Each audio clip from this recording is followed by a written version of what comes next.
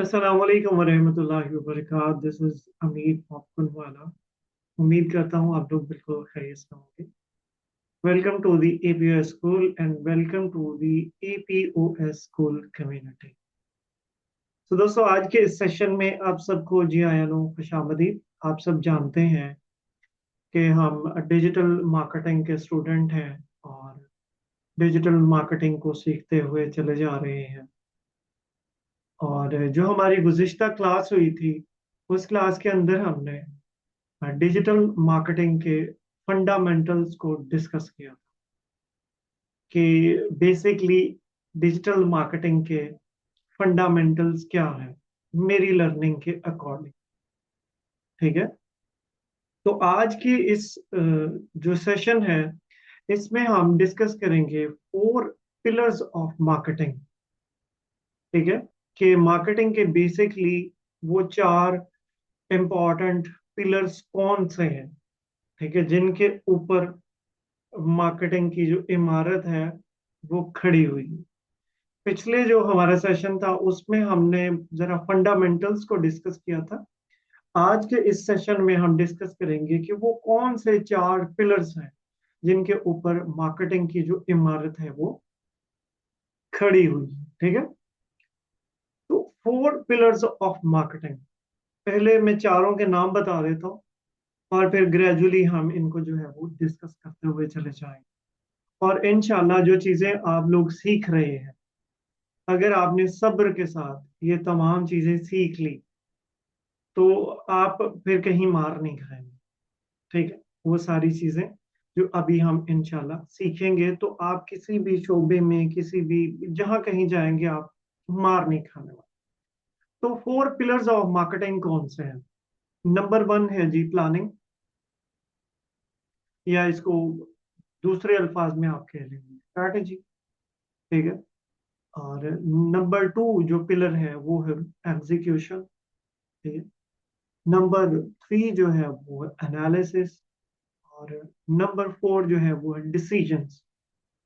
ये 4 पिलर्स ऐसे हैं कि इन डिजिटल मार्केटिंग की जितनी भी इमारत है वो इन पिलर्स के ऊपर खड़ी हुई, जिसमें सबसे पहला जो है, नंबर 1 जो है वो है प्लानिंग, यानी स्ट्रैटेजी। और ये सबसे जो है ना वो इम्पॉर्टेंट पिलर है। ठीक है। और ये ऐसा पिलर है कि जहां से बेसिकली पूरी जो हम मार्केटिंग करते हैं उसकी उसका आगाज ही यहीं से होता है। जितनी तगड़ी प्लानिंग होगी, जितनी तगड़ी आप लोगों की स्ट्रैटेजी होगी, ठीक है, उतने ही अच्छे आपको रिजल्ट आएंगे। और प्लानिंग और स्ट्रैटेजी ये दोनों एक ही चीज है, डिफरेंट नहीं है। ठीक है, एक ही चीज है। लेकिन प्लानिंग के अंदर पैसे कोई नहीं लगते, क्योंकि हम जरा पेड एडवर्टाइजमेंट की तरफ जाएंगे और पेड एडवर्टाइजमेंट में पैसे लगते हैं। ठीक है। लेकिन इसका जो नंबर 1 पिलर है ना, ठीक है, वो है स्ट्रेटेजी, वो है प्लानिंग। और जितनी अच्छी प्लानिंग आप करेंगे, ठीक है, उतनी उतना ही अच्छा आपको रिजल्ट मिलेगा। अब प्लानिंग कैसे करते हैं, उसमें कौन कौन सी चीजें शामिल हैं, वो तमाम चीजें हम ग्रेजुअली, जैसे हम इन चीजों को सीखते हुए चले जा रहे हैं, आगे सीखते हैं। और 90% लोग यही मार खा जाते हैं जल्दबाजी में। ठीक है, कि वो ढंग की कोई प्लानिंग नहीं करते। पर ठीक है जी, ऐड बनाया और बेढंगा करके लगा दिया और रिजल्ट के इंतजार नहीं। ऐसे नहीं होता। जितनी अच्छी आप प्लानिंग करेंगे, जितनी आपकी प्लानिंग और स्ट्रेटेजी अच्छी होगी, ठीक है, जितना आपने सुकून से, सब्र के साथ, पेशेंस के साथ स्ट्रेटेजी बनाई होगी किसी भी बिजनेस के लिए, वो उतने ही अच्छे आपको रिजल्ट ला के देंगे। ठीक है। तो नंबर 1 जो पिलर ऑफ मार्केटिंग है इन चारों पिलर्स के अंदर से, वो है प्लानिंग, वो है स्ट्रैटेजी। ठीक है। नंबर 2 क्या है? एग्जीक्यूशन। और ये जो है इसके बाद सबसे इंपॉर्टेंट है। ठीक है, कुछ लोग प्लानिंग तो कर लेते हैं, लेकिन वो बेचारे एग्जीक्यूट नहीं कर पा रहे होते उसे, यानी उसके ऊपर प्रैक्टिकली कुछ भी नहीं कर पा रहे होते। ठीक है, तो जब तक आप उसको एग्जीक्यूट नहीं करेंगे, जब तक आप उसके ऊपर अमल पैरा नहीं हो जाएंगे, ठीक है, वो जो आपने स्ट्रेटेजी बनाई है, जो आपने प्लानिंग की है, तो भी कोई फायदा नहीं है। ठीक है, और बहुत से लोग एग्जीक्यूशन के अंदर फंस जाते हैं, प्लानिंग तो किए जा रहे होते हैं, किए जा रहे होते हैं, किए जा रहे होते हैं। ठीक है, एग्जीक्यूशन के अंदर वो फंस जाते हैं। तो नंबर टू जो मार्केटिंग के अंदर पिलर है वो है एग्जीक्यूशन। जो आपने प्लानिंग बनाई है, जो आपने स्ट्रेटेजी बनाई है, आया कि आपने हू बहू उससे इंप्लीमेंट किया भी है कि नहीं किया, उसे एग्जीक्यूट उसी तरह से किया है कि नहीं किया। जितनी जल्दी आप एग्जीक्यूशन से बाहर आएंगे, उतनी ही स्पीड से आप जो है ना अपनी मार्केटिंग को बेहतर करते हुए चले जाएंगे। अगर आप एग्जीक्यूशन के अंदर ही फंसे रहेंगे, ठीक है, तो भी आपको इसके अंदर जो है ना वो रिजल्ट नहीं मिलेगा। तो डिपेंड करता है कि आप कितने अच्छे और मौसर तरीके से प्लानिंग करते हैं, उस स्ट्रेटजी को बनाते हैं। ठीक है, और उससे कितना मौसर और बेहतर अंदाज में इंप्लीमेंट करके बाहर आ जाते हैं। ठीक है, और जैसे ही आप उसे इंप्लीमेंट करके बाहर आते हैं, ठीक है, जैसे ही आप उसे इंप्लीमेंट करके बाहर आते हैं, ठीक है, तो यहां पर फिर आप उसका एनालिसिस करते हैं, तज्जिया करते हैं कि मैंने जो प्लानिंग की थी, मैंने जो स्ट्रेटजी बनाई थी, और उसके ऊपर जो मैंने इम्प्लीमेंटेशन की है, उसके रिजल्ट क्या आ रहे हैं, उसके रिजल्ट जो है वो क्या आ रहे हैं, यहां पर हम डिसाइड करते हैं, एनालिसिस करते हैं इसका। और यहाँ पर आके बेसिकली हम ये देखते हैं कि जो स्ट्रेटजी हमने बनाई थी, जो हमने प्लानिंग की है, हम उससे कितना सेटिस्फाई हैं और कितना सेटिस्फाई नहीं है।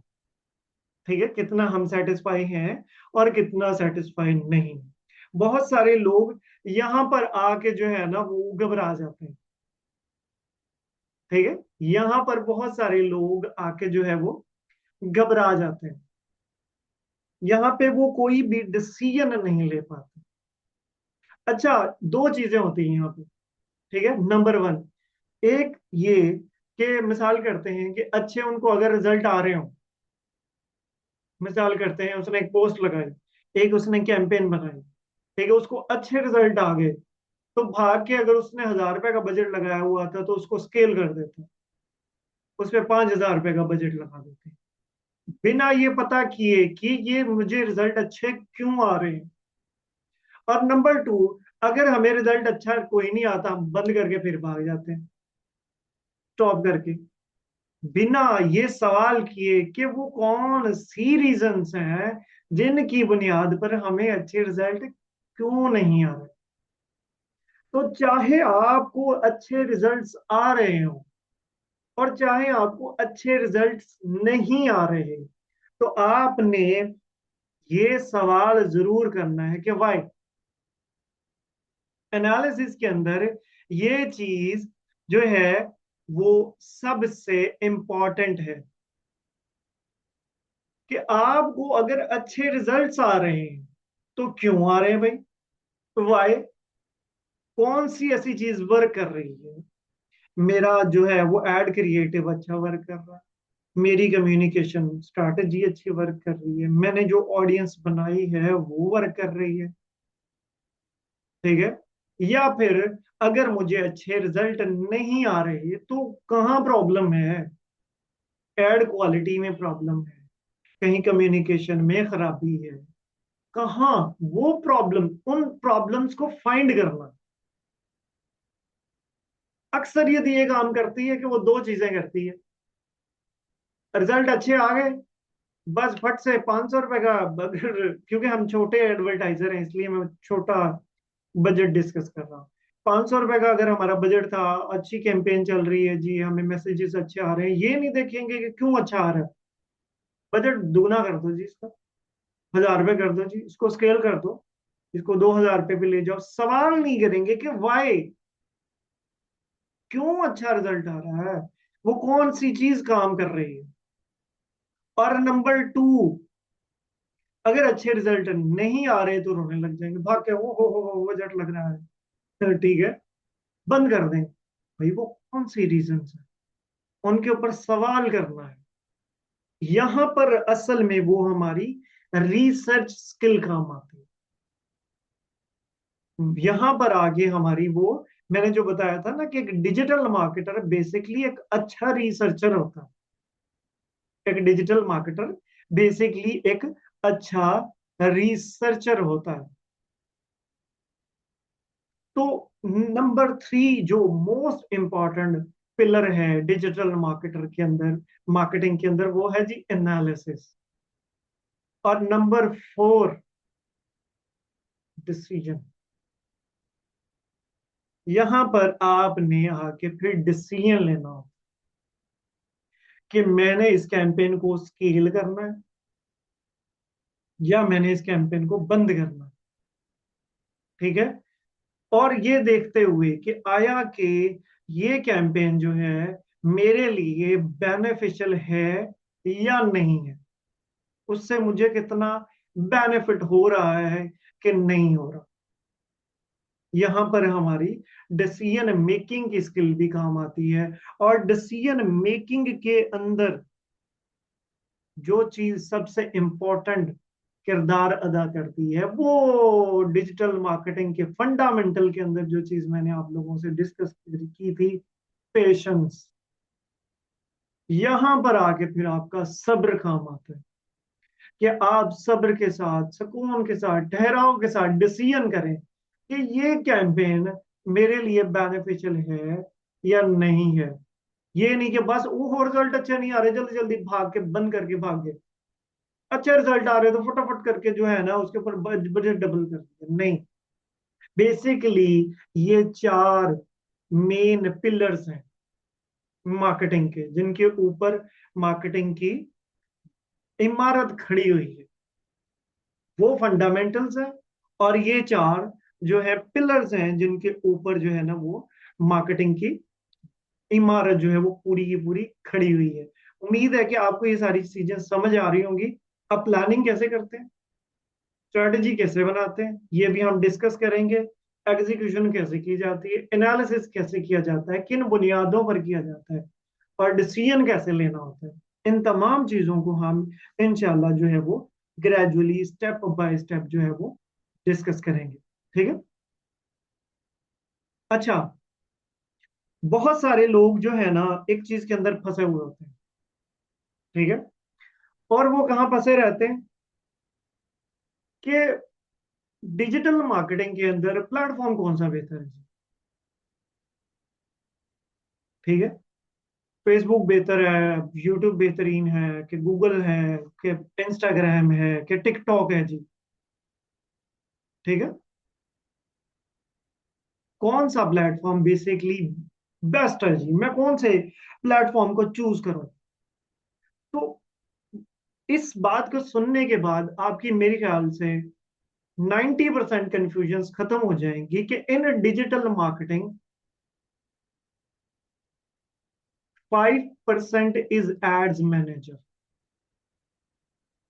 ठीक है। In digital marketing 5% is ads manager. आप चाहे गूगल पे काम कर रहे हैं, चाहे आप फेसबुक पे काम कर रहे हो, चाहे आप यूट्यूब पे एडवर्टाइजमेंट कर रहे हैं, चाहे आप टिकटॉक पे एडवर्टाइजमेंट कर रहे हैं, इसका जो एडवर्टाइजमेंट एड मैनेजर जो है, यानी टूल जो है ना डिजिटल मार्केटिंग के अंदर, सिर्फ और सिर्फ कितना है, only 5%। 95% is out of ads manager. बहुत सारे लोग इस चक्कर में रहते हैं कि कोई स्ट्रेटजी इसके अंदर जो है ना, कोई टूल मुझे ऐसा मिल जाए जिसको मैं क्लिक करूंगा, मुझे सेल्स आना शुरू हो जाएंगी, मैं इसके अंदर क्लिक करूंगा तो मेरी मार्केटिंग बेहतर होना शुरू हो जाएगी। नहीं, एड्स मैनेजर जो है सिर्फ 5% किरदार अदा करता है। गूगल सेल लाने में 5% किरदार अदा करता है। यूट्यूब सेल्स लाने में यूट्यूब का जो एड्स मैनेजर है वो 5% किरदार अदा करता है। ठीक है। फेसबुक सेल्स लाने में, फेसबुक का जो एड्स मैनेजर है वो सेल लाने में 5% किरदार अदा करता है। 95% is out of ads manager. Ads manager उस टूल के बाहर का जो काम है सेल्स लाने में, मार्केटिंग करने में, वो 95% है। वो क्या है? 95% है। तो अगर मैं इस पूरी बातों को एक चीज के अंदर अगर मैं इसको जम कर दूं, या पूरी ये जितनी भी चीजें हैं, पूरी डिजिटल मार्केटिंग को अगर मैं एक जुमले में कहना चाहूं, तो digital marketing is nothing but a communication strategy. Digital marketing is nothing but a communication strategy. के कब, कहाँ, कैसे बात करनी है, सारी की सारी डिजिटल मार्केटिंग जो है ना वो इसके अंदर घूमते। और अगर आप जिंदगी को भी ले लें, अगर रिलेशंस को ले लें, अगर आप जिंदगी को ले लें, तो उसमें भी यही आती है कि कब, कहाँ, कैसे बात करनी है। यही चीज सबसे इंपॉर्टेंट, यही चीज सबसे इंपॉर्टेंट है। और ये चीज जो है ना, अगर आप लोगों को अल्लाह करे समझ आ जाए, जो मैं बताने की कोशिश कर रहा हूं, तो आपका 95% मसला ही खत्म हो जाए। यानी आपको टैकी कितना होना चाहिए? सिर्फ 5%। बाकी का 95% क्या सीखना है, बात कैसे करनी है, आप बेहतर, आप कितने बेहतरीन तरीके से कस्टमर के साथ कम्युनिकेट कर सकते हैं। आपकी 90% जो है, 95% मार्केटिंग इसके गिर्द घूमती है। वो चाहे आप फिर गूगल पे हो, फिर चाहे आप फेसबुक पे हो, फिर चाहे आप टिकटॉक पे मार्केटिंग कर रहे हैं, इससे कोई फर्क नहीं पड़ता। कब, कैसे, कहाँ, कैसे बात करनी है, ये सबसे इंपॉर्टेंट है, ये सबसे अहम है। ठीक है। तो ये अगर आपको बात समझ आ जाए, तो आप इस घिन चक्कर से निकल जाएंगे कि फेसबुक बेटर है जी, कि गूगल बेहतरीन है, कि इंस्टाग्राम बेहतरीन है, कि यूट्यूब बेहतरीन है। भाई अगर आपको ये पता चल जाता है कि कब, कहाँ, किससे, कैसे बात करनी है, तो फिर चाहे गूगल हो, फिर चाहे फेसबुक हो, फिर चाहे यूट्यूब हो, फिर चाहे इंस्टाग्राम हो, फिर चाहे टिकटॉक हो, मैटर नहीं करता। आप अपने लिए क्लाइंट ले आए, आप अपने लिए क्लाइंट ले आएंगे। ये चीज जो है वो समझने की है। अच्छा, अब बात करते हैं कि digital marketing is nothing but a communication strategy. अब ये कम्युनिकेशन स्ट्रैटेजी क्रॉप कैसे होती है, सवाल ये भी तो है। ठीक है, कि ये कम्युनिकेशन स्ट्रैटेजी क्रॉप कैसे होती है, यानी how to crop communication strategy. ठीक है ना, कम्युनिकेशन स्ट्रैटेजी हम किसी भी बिजनेस के लिए बनाते कैसे हैं, उसका तरीकेकार बेसिकली क्या है। ठीक है, कि ये जो कम्युनिकेशन स्ट्रेटजी है कैसे बनती है। अच्छा, उसके लिए हमें तीन जो है ना वो बड़े बोरिंग से काम करने पड़ते हैं। काम बहुत इंपॉर्टेंट है, लेकिन है बोरिंग। सही है। तो वो कौन कौन से हैं?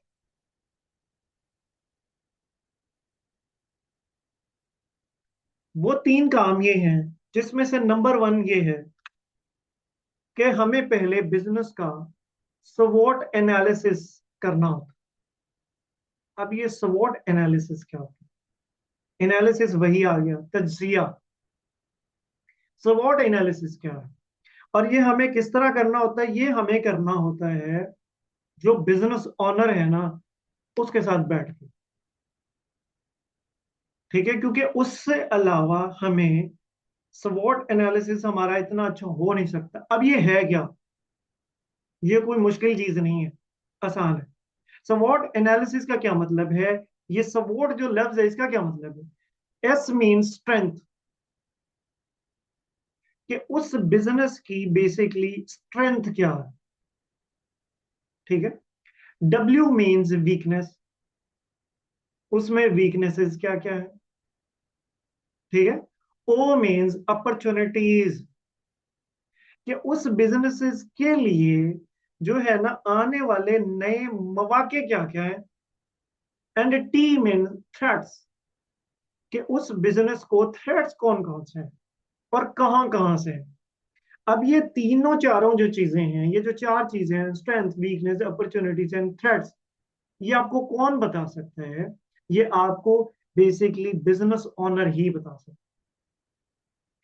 और ये जरूरी नहीं होता कि जब हम मिसाल करते हैं, एक बंदा है, एक हमारा क्लाइंट है, ठीक है, उसका बिजनेस है, उसके साथ हम मीटिंग कर रहे हैं और हम उसे कह रहे हैं जी हमें आप जो है ना अपनी तीन स्ट्रेंथ बताएं, तीन जो है ना वीकनेसेस बताएं, और तीन अपॉर्चुनिटीज बताएं, और तीन थ्रेट्स बताएं। मैं आपका स्वॉट एनालिसिस कर रहा हूं? नहीं, ये आपने अपने क्लाइंट को बताने की जरूरत नहीं है। ठीक है, मैं आपका स्वॉट एनालिसिस करने बैठा हूं जी, नहीं। लेकिन आप जहनी तौर पे जब उसके साथ मीटिंग कर रहे हो, ठीक है, तो आपके अंदर ये चीज होनी चाहिए कि मैं जरा स्वॉट एनालिसिस करने के लिए बैठा हूं। आप जैसे ही क्लाइंट के साथ बैठे हैं, उसका जो भी काम है, आप उससे पूछें कि बेसिकली आपके बिजनेस की स्ट्रेंथ क्या है। मुझे तीन स्ट्रेंथ्स बताएं अपने बिजनेस से, जिसकी बुनियाद के ऊपर आपका बिजनेस खड़ा हुआ है, जिन पे आपने अपना बिजनेस शुरू किया है। वो तीन ऐसी स्ट्रेंथ्स कौन सी हैं? ठीक है, वो तीन बता देगा आपको। ठीक है। फिर आप उससे पूछेंगे कि आपके बिजनेस के अंदर तीन ऐसी वीकनेसेस कौन सी हैं कि जिनकी बुनियाद पे आपको ये लग रहा है कि ये बिजनेस ग्रो नहीं कर पाता। वो आपको बता दे। अच्छा, आप फिर आप उससे पूछे तीन बेसिकली अपॉर्चुनिटीज कौन सी हैं जो आपको लग रही हैं कि ये अगर इन अपॉर्चुनिटीज को अगर हम ले आए अपने बिजनेस के अंदर तो हमारा बिजनेस ग्रो करेगा। और नंबर फोर, थ्रेट, कि आपके बिजनेस के अंदर बेसिकली वो खतरात कौन से हैं। वो मतलब खतरात किस चीज से? मिसाल देता हूं मैं ये, कि एग्जाम्पल करते हैं कि स्कूलिंग है। ठीक है, एक हमारी कन्वेंशनल स्कूलिंग है। या मैं एक और मिसाल देता हूँ, एक बिजनेस है, एक पाकिस्तान के अंदर इदारा है, छा जाओ उसका नाम। ठीक है। और वो क्या काम करता है? वो लोगों को डिग्रीज करवाने में हेल्प करता है। वो बहुत सपोर्ट करता है कि डिग्रीज करने चाहिए, करने चाहिए, करने चाहिए, करने चाहिए। तो उसको थ्रेट किससे हो सकता है? उसको थ्रेट आजाद चाय वाला से हो सकता है। ठीक है, क्योंकि आजाद चाय वाला कहता है डिग्री का कोई फायदा नहीं है जी, डिग्री का कोई फायदा नहीं, स्किल करो या बिजनेस करो, हुनर सीखो। या अब जैसे जैसे आजाद चाय वाला का जो बयानिया है वो बढ़ता हुआ चला जाएगा, छा जाओ नीचे आता हुआ चला जाएगा। ठीक है। जैसे जैसे आजाद चाय वाला का बयानिया ऊपर बढ़ता हुआ चला जाएगा, वैसे वैसे छा जाओ का बयानिया नीचे आता हुआ चला जाएगा। क्योंकि लोग जितना आजाद चाय वाला को सुनेंगे उतना ही डिग्री को कम करेंगे, उतना ही डिग्री को कम करेंगे। इसलिए आपने उससे ये भी पूछना है कि बेसिकली आपको खतरा किस किस से। अच्छा, ये तो अब स्वॉट एनालिसिस उसका होगा जिसका बिजनेस है, आपने उससे करवा लिया, उसको ये कहना भी नहीं कि मैं स्वॉट एनालिसिस कर रहा हूँ। ठीक है, एक स्वॉट एनालिसिस आपने जाती तौर पर भी जो है वो करना है। ठीक है, कि हो सकता है कि वो गलत करके बैठा हो। ठीक, इसीलिए तो उसने आपको हायर किया है ना, इसीलिए तो उसने आपको हायर किया है। तो आपने भी करना है कि इस बिजनेस के अंदर बेसिकली स्ट्रेंथ क्या, इसकी क्या है, इसके अंदर वीकनेसेस क्या क्या है, कहाँ कहाँ से हमें अपॉर्चुनिटीज मिल सकती हैं, और कैसे किस किस बिजनेस से इसको थ्रेट्स हैं। तो ये स्वॉट एनालिसिस करेंगे। जब आप ये चीज कर लेंगे तो आपका एक स्टेप बन जाएगा, आपकी एक कम्युनिकेशन स्ट्रेटजी बन के सामने आएगी। अब स्वॉट एनालिसिस करते कैसे, वीकनेसेस को फाइंड करते कैसे हैं, अपॉर्चुनिटीज कैसे लाते हैं, ठीक है, और थ्रेट्स कहाँ कहाँ से, ये कैसे निकालते हैं, ये भी हम बहुत अच्छे तरीके से सीखेंगे। सो टेंशन नहीं लेनी है, अभी मैं आपको इसकी जो थोड़ी सी है ना एक्सप्लेनेशन दे रहा हूँ। नंबर वन तो कम्युनिकेशन स्ट्रेटजी बनाने का तरीका ये हो गया कि हम बिजनेसेस का करते हैं स्वॉट एनालिसिस, ठीक है। नंबर टू, हम उस बिजनेस का करते हैं कंपिटेटर एनालिसिस। अब ये कंपिटेटर एनालिसिस क्या होता है कि उस बिजनेस के कंपिटेटर कौन कौन है, हरीफ बेसिकली कौन कौन है। अब हरीफ ये वो तो हरीफ नहीं है इंडिया पाकिस्तान वाले, ये कि उस मार्केट के अंदर उस चीज को अच्छे तरीके से कौन कर रहा है और आपका कंपिटिटर कौन सा है। मिसाल करते हैं कि ये आप पानी की बोतल बेच रहे हैं, तो आपका कंपिटिटर भी यही होगा जो कि पानी बेच रहा होगा। लेकिन अगर आप जो है वो 10 बोतल रोज की बेच रहे हैं, तो आपने ये फाइंड करना है कि वो पानी बेचने वाले और लोग कौन से हैं, ठीक है। अच्छा जी, उसकी जो है वो जो पानी बेच रहा है बेसिकली, उसकी स्ट्रेंथ क्या क्या है, हमारी स्ट्रेंथ क्या है, उसकी क्या है, ठीक है। अच्छा, वो अच्छा क्यों जा रहा है, उसकी स्ट्रेंथ ये होगी। और हमारी वीकनेसेस क्या है, उसकी वीकनेसेस क्या है, ठीक है। उसको थ्रेट किस किस से है, हमें थ्रेट किस किस से है, ठीक है। उसके पास क्या अपॉर्चुनिटीज है और मेरे पास बेसिकली क्या अपॉर्चुनिटीज है कि मैं उस तक पहुंच सकता हूँ। हमने ये कंपिटिटर एनालिसिस करना होता है अपने कंपिटिटर का। तो कंपिटिटर एनालिसिस करने से पहले हमें ये जानना होता है कि बेसिकली हमारा कंपिटिटर है कौन। अब ये कैसे ढूंढते हैं, इसको भी बहुत अच्छे तरीके से हम सीखेंगे कि हमारा बेसिकली कंपिटिटर कौन कौन है, ठीक है। और नंबर टू, बहुत सारे लोग एक गलती करते हैं, ठीक है। वो क्या गलती करते हैं, वो ये नहीं देख पाते कि उनका कंपिटिटर कौन है और उनकी इंस्पिरेशन कौन है। सही है, कुछ लोग अपनी इंस्पिरेशन को ही अपना जो है वो कंपेटिटर बना के बैठे होते हैं, ठीक है। अब मिसाल करते हैं कि दो कंपनियां हैं जो कि पानी बेच रही हैं, ठीक है। अब एक बंदा है, उसने पानी का बिजनेस शुरू करना, मैं पानी का बिजनेस शुरू करना चाह रहा हूँ। मैं चाहता हूँ कि मैं पानी की बॉटल्स जो है ना बेचूं, मैं अच्छा पानी बेचूं। तो मेरी जो रोज पानी की बॉटल्स बिकती हैं, मिसाल करते हैं वो मैं जी 100 बोतलें रोज बेचता हूँ, ठीक है। मैं 100 बॉटल्स रोज बेचता हूँ। तो रोला ये होता है कि बाज दफा हम ऐसा करते हैं कि हम कंपटीटर नेस्ले को बना लेते हैं जिसकी करोड़ों बोतलें रोज की बिक रही हैं।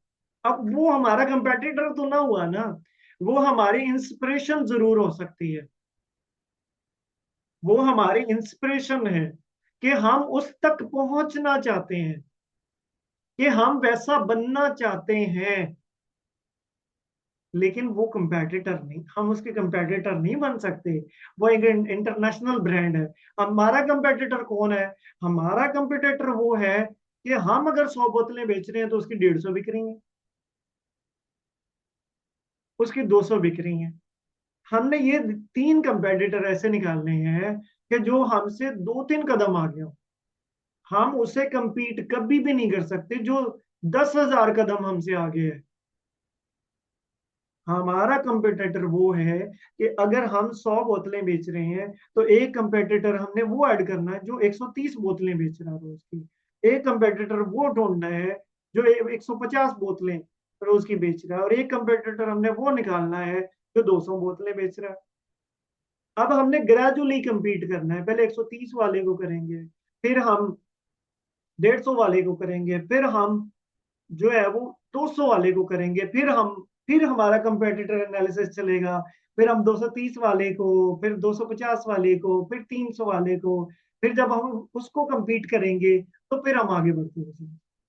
ये नहीं कि हम रोज 100 बोतलें बेच रहे हैं, हमने अपनी इंस्पिरेशन, जो कि ये डसानी वाले हैं, जो कि नेस्ले वाले हैं, जो कि एक्वा वाले हैं, हम उनको कंपेटिटर की बजाय, इंस्पिरेशन की बजाय उसे जो है हम अपना कंपिटिटर बना लें, तो ये गलत हो जाएगा। और मोस्टली लोग यही करते हैं कि वो अपने इंस्पिरेशन को कंपिटिटर समझना शुरू।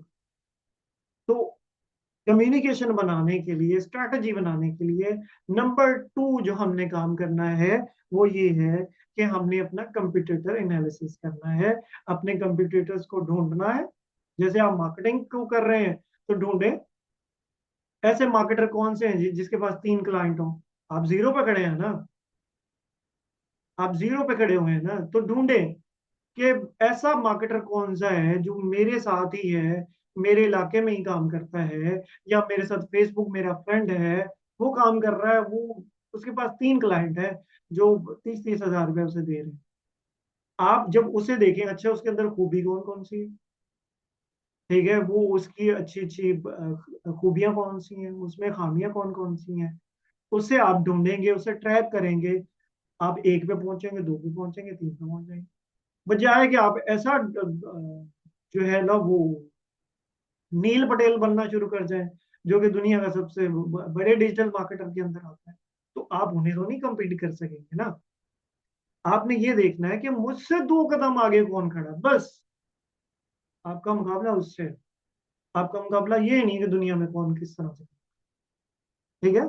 तो जब आप नंबर 2 कंपेटिटर एनालिसिस करेंगे तो आपकी कम्युनिकेशन जो स्ट्रेटजी है उसको बनने का जो दूसरा स्टेप है वो कंप्लीट हो जाएगा। और नंबर 3 जो है वो बनाया जाता है बायर पर्सोना। ये बहुत मजे की चीज है और ये बहुत ही इंपॉर्टेंट चीज है। बायर पर्सोना बेसिकली एक, इसे कह ले फिक्शनल करेक्टर है। मैं इसे फिक्शनल करेक्टर इसे क्या कहूँ, इसको मजीद आपको आसान अल्फाज में समझाने की कोशिश ये करता हूँ कि आपका कस्टमर, आपने एक बायर पर्सोना बनाना, एक आर्टिफिशियल एक पर्सन बनाना है अपने बिजनेस के लिए, जो कि हकीकी डेटा पे होगा।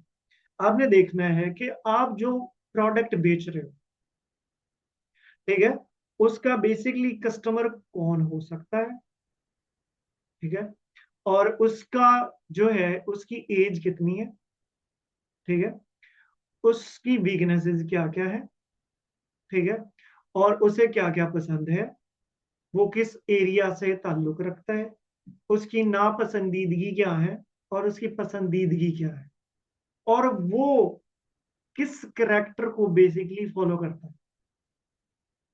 इस चीज के अंदर जब आप काम करते हैं तो आपका बायर पर्सोना बन जाए और फिर आप उस चीज से मुखातिब होते हैं। रोला ये पड़ता है कि हम काम ये करते हैं कि हम अपने प्रोडक्ट का पूरे जितने भी इंसान है ना सबको ही कस्टमर समझ लेते हैं। ऐसा नहीं होता।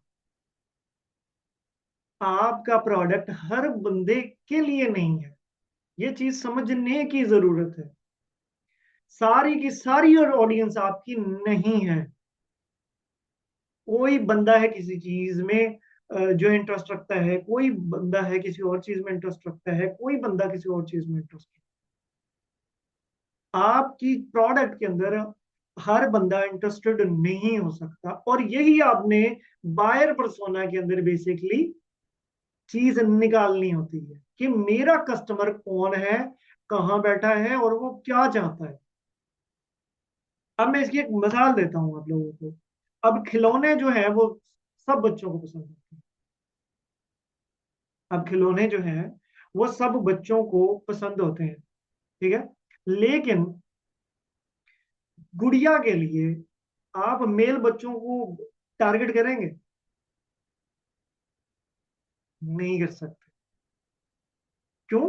क्योंकि वो जो मेल बच्चा है, ठीक है, वो जो यानी कह लें एक एक फीमेल जेंडर है, एक मेल जेंडर का बच्चा है, तो मेल जेंडर का बच्चा डॉल में कभी भी इंटरेस्टेड नहीं हो सकता। आपको देखना है कि वो बेसिकली किस खिलौने के अंदर इंटरेस्टेड है।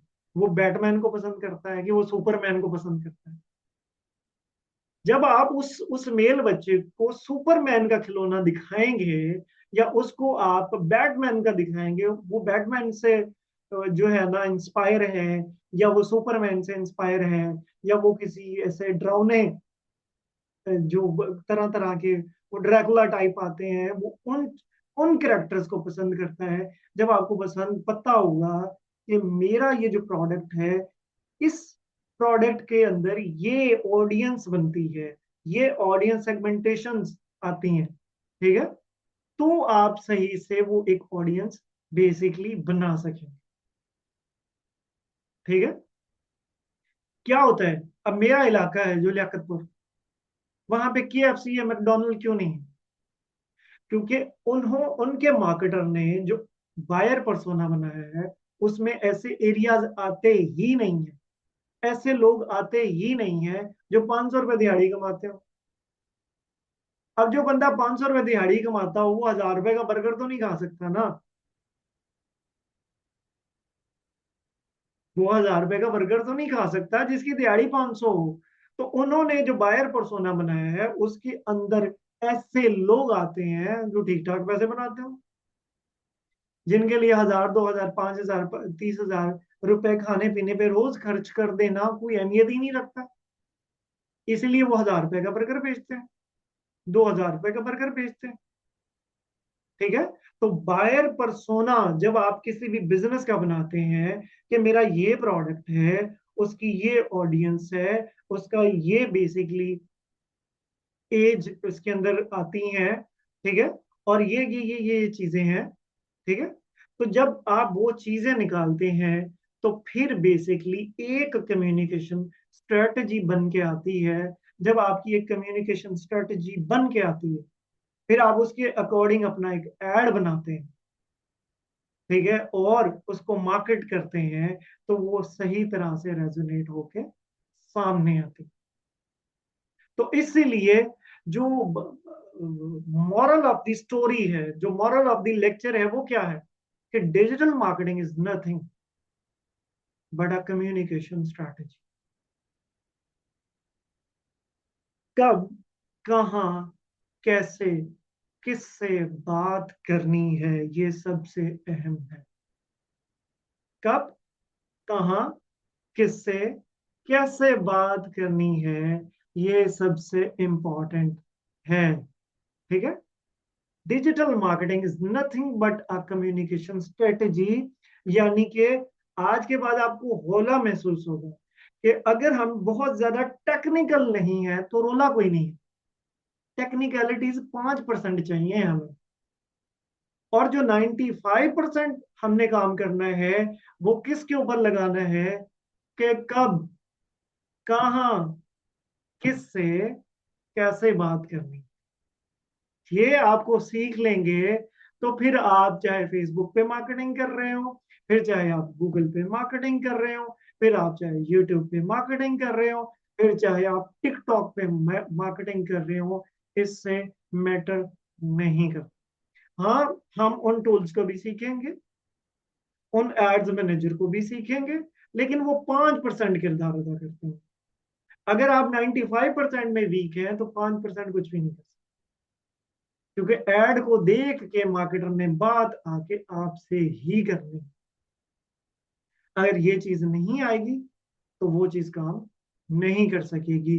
तो इसको अपना तकिया कलाम बना ले, इसको पल्लू से बांध ले कि digital marketing is nothing but a communication strategy. Digital marketing is nothing but a communication strategy. और कम्युनिकेशन स्ट्रैटेजी बनती कैसे है? इन 3 स्टेप्स को फॉलो करते हुए बनती है। तो स्वोट एनालिसिस कैसे करते हैं? लेक्चर में सीखेंगे। कंपटीटर कैसे ढूंढते हैं, अगले लेक्चर में सीखेंगे। बायर पर्सोना कैसे बनता है, अगले लेक्चर में सीखेंगे। ये सारी चीजें आपने सीख ली तो आप कहीं भी किसी भी मैदान में इंशाल्लाह नाकाम होने वाले नहीं। और ये चीज आपको आ गई, रोला खत्म। आप अभी तक आज के लेक्चर से पहले यही सीखते होंगे कि कोई एड्स मैनेजर में ऐसी चीज होती होगी जिसको हाँ अपन लगाएंगे तो कस्टमर उतरना शुरू हो जाएंगे। यही समझते होंगे ना, एड्स मैनेजर को सब कुछ समझ रहे होंगे आज से पहले आप। लेकिन आज के बाद ये समझ आई होगी कि ads manager is only 5%।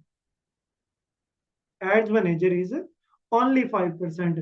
95% is out of ads manager. तो हम आउट ऑफ एड्स मैनेजर के ऊपर ज्यादा काम करेंगे क्योंकि वो 95% है।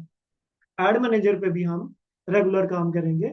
और अब मैंने ये डिसीजन लिया है कि रेगुलरली अब मैं, ये तो हमारा वीकली क्लास होती है, उसके दरमियान में भी आपको रेगुलर असाइनमेंट्स दी जाएंगी जो कि एड्स मैनेजर से मुतल्लिक होंगी। ठीक है, उनको आप रेगुलर फुलफिल करेंगे और उस पर आपका वीकली तौर पे एक इम्तिहान भी होगा। ठीक है, वीकली तौर पे आप लोगों का अब एक इम्तिहान भी होगा ताकि हम ग्रेजुअली से करते हुए चले जाएं और जो हमारे मकासद हैं हम उन्हें फुलफिल कर सकें। बहुत बहुत शुक्रिया, थैंक यू सो मच।